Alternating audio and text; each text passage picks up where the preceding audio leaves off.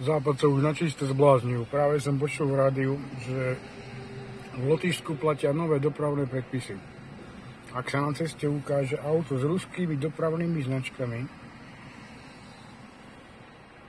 policajti ho budú môcť skonfiškovať. Jazda na aute s ruskými dopravnými značkami v Lotyšsku zakázaná. Takúto nenávisť k jednému národu som v živote nezažil.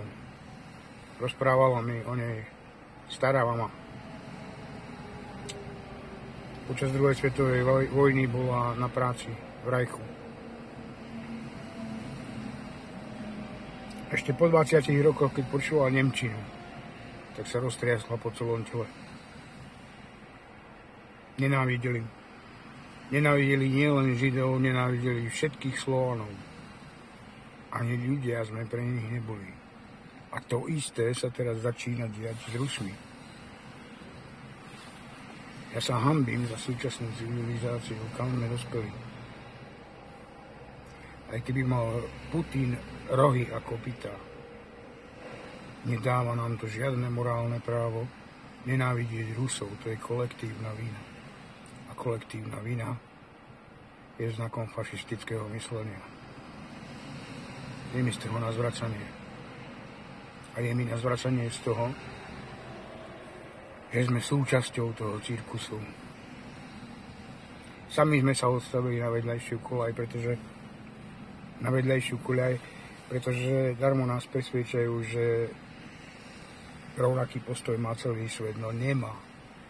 Väčšina svetovej populácie sa vôbec nestará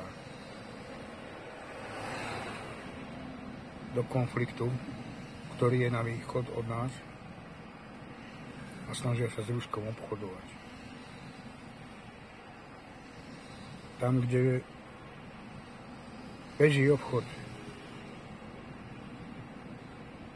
tam sa nebojuje. Sankcie majú presne opačný dopad, než nám predstavovali.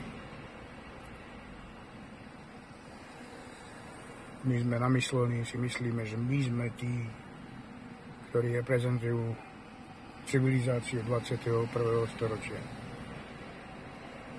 Úspešne sa vzdialujeme od civilizácie. Som zhnusený.